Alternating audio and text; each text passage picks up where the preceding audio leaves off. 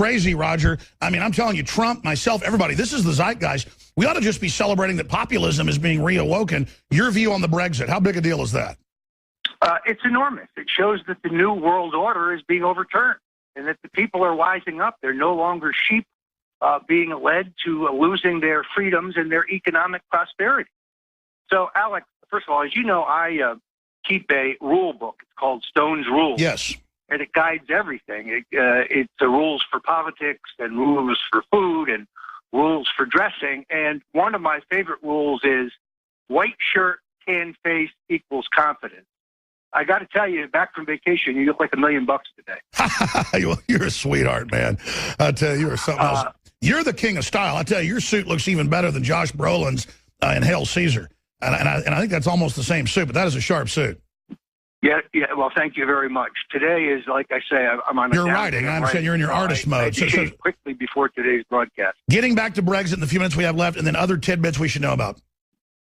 Well, the globalists are in full panic now because their lies are no longer working. Trump gave an excellent trade speech yesterday. He is going to continue, I think, to decimate Hillary Clinton. Every day, new things are learned.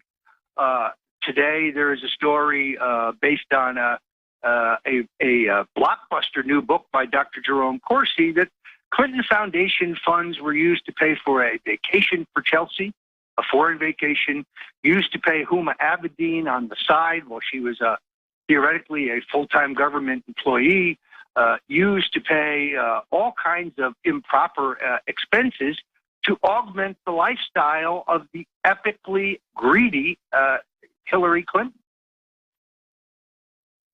Can she withstand all this corruption and the Secret Service agents coming out against her and saying she's a demon? I mean, how can she stand?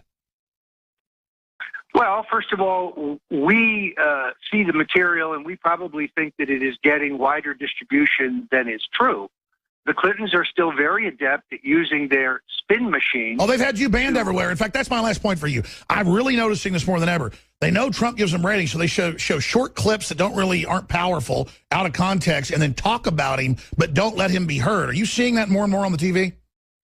Well, we can't complain about the coverage of his entire speeches by the two cable networks, but what you say is particularly true of CNN. There has been a sharp change in CNN's programming after Trump wrapped up the nomination. Prior to that, while I'm not saying that they were advocates or patrons in any way, their coverage was somewhat fairer. But now, I think the Clinton News Network has kicked into high gear, and therefore their greatest fear is that Trump will be fully heard. If he is fully heard, they will lose.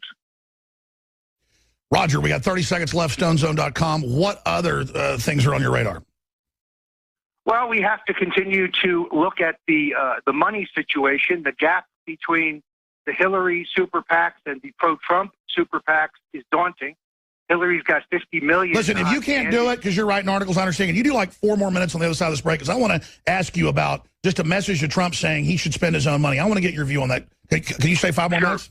All right, we'll be right back with Roger Stone, StoneZone.com. We sell both his latest best-selling books at InfoWarsStore.com, discounted, and that is Hillary's War on Women that I know you know about, but give it to women that don't. He's got a few other big bombshells to lay on, folks. I was talking to him during the break, so let's get to this first, then the issue of Trump raising money, and then one other tidbit he wanted to get to. But I just sit there and monitor Fox, CNN, MSNBC, you name it, just kind of spot checking, and I saw that incredible speech he gave a few days ago, and it got almost no coverage. They would kind of misreport on what he'd done, or just, oh, yeah, I'm going to make better trade deals. No, it was, Hillary's working for the Chinese. We're already in a trade war. The surrender is over. If Americans saw that, even brainwashed establishment liberals, you got to be for it. I mean, we're getting screwed over. And he's a great guy, because if he was a shill, he wouldn't give speeches like that. This is causing irrevocable danger for them. And I knew when I saw the speech, because it was, I guess, Monday or whatever when I was still on air, and I saw it afterwards. I sat there with my mouth hanging open with the crew. We shot a video about it. Rob Dewitt, like tears in his eyes, and literally, it was so powerful and so real. Anti-New World Order. I mean, this was amazing.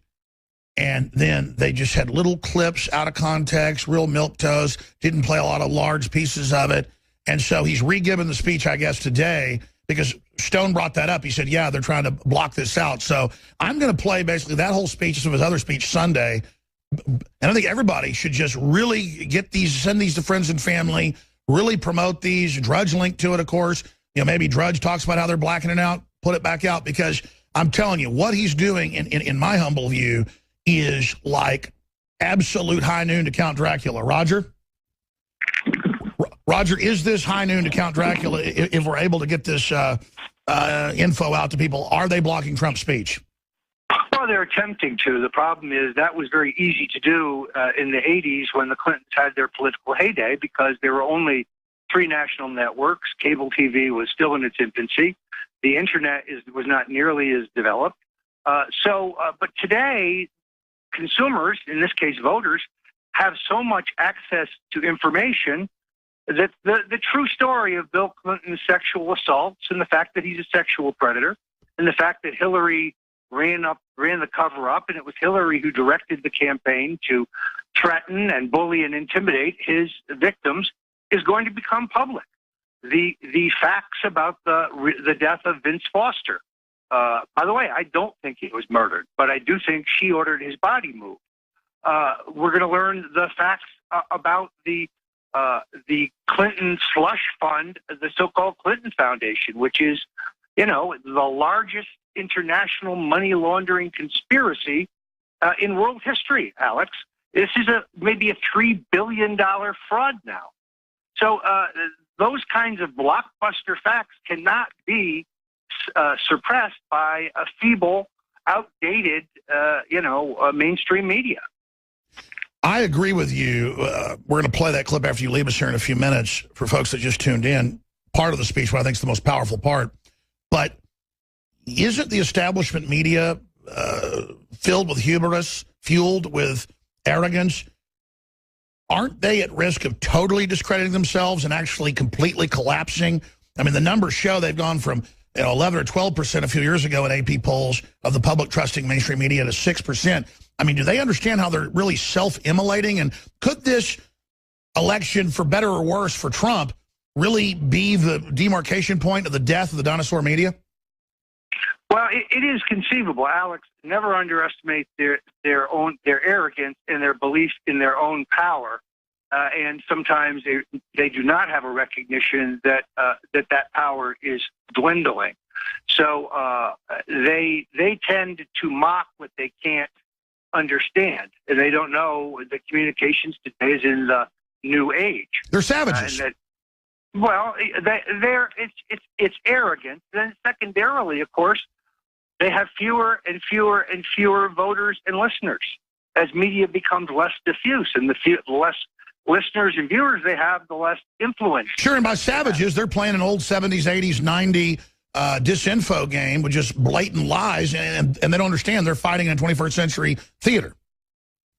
Well, and Trump understands how to garner publicity, free publicity in all mediums, in a way that no one in our lifetime knows how to do.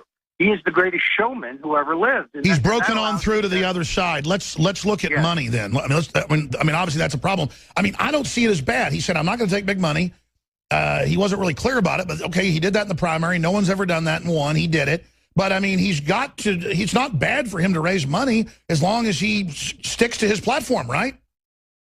Well, I think a couple things. First of all, money is not going to decide this race, because no matter what Trump does, Hillary's campaign and the efforts of her wealthy patrons like Soros, they will always have more money. But hundreds of millions of dollars were spent against Trump in the primaries, and some well-crafted negative television ads were put up at velocities that should have an impact, but they simply haven't.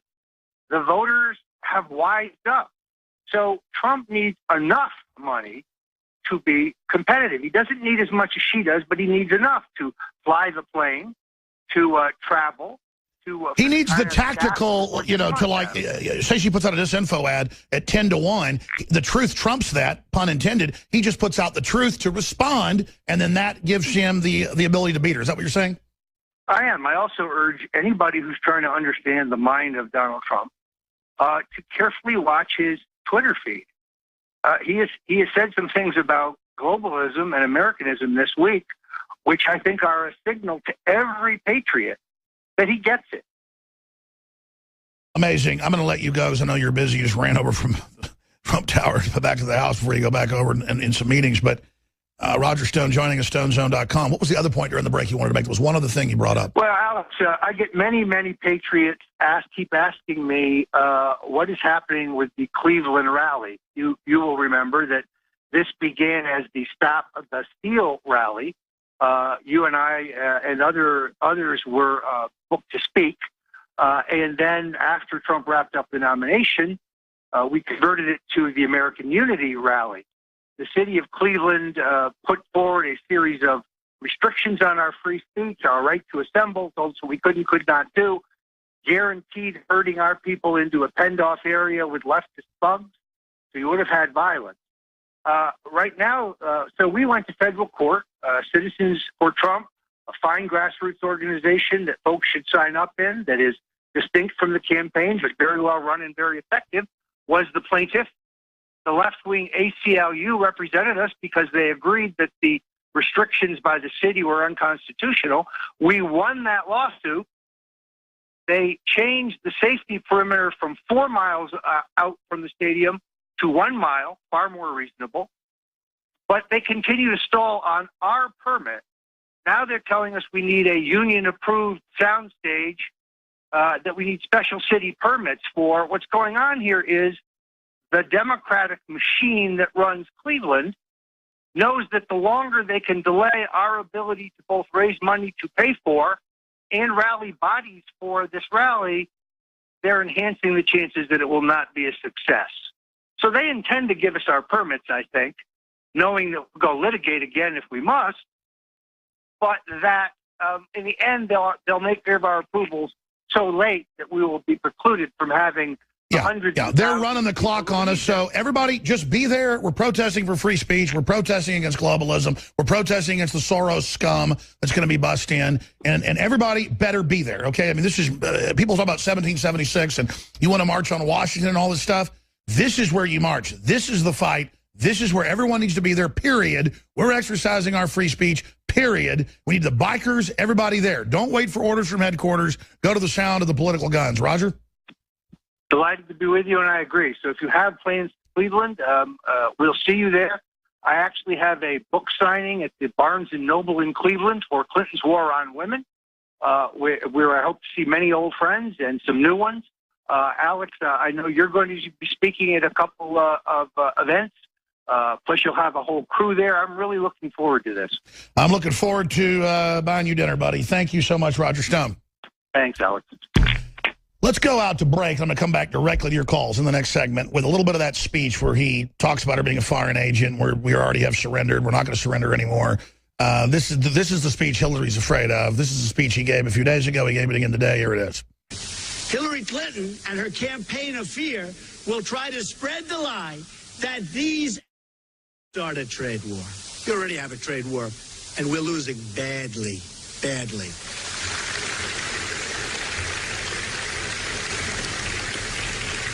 She has it completely backwards. Hillary Clinton unleashed a trade war against the American worker when she supported one terrible deal after another. From NAFTA to China to South Korea, it doesn't matter. No matter where she went, the American worker was hurt. And you will be hurt worse than ever before if she becomes president of the United States. That I can tell you.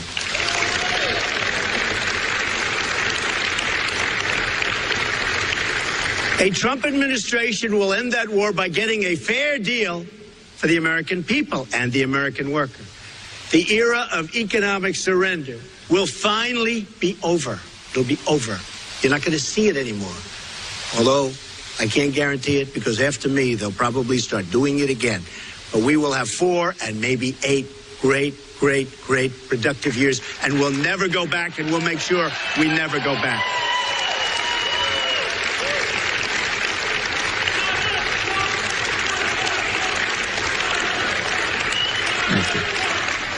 Thank you. Thank you.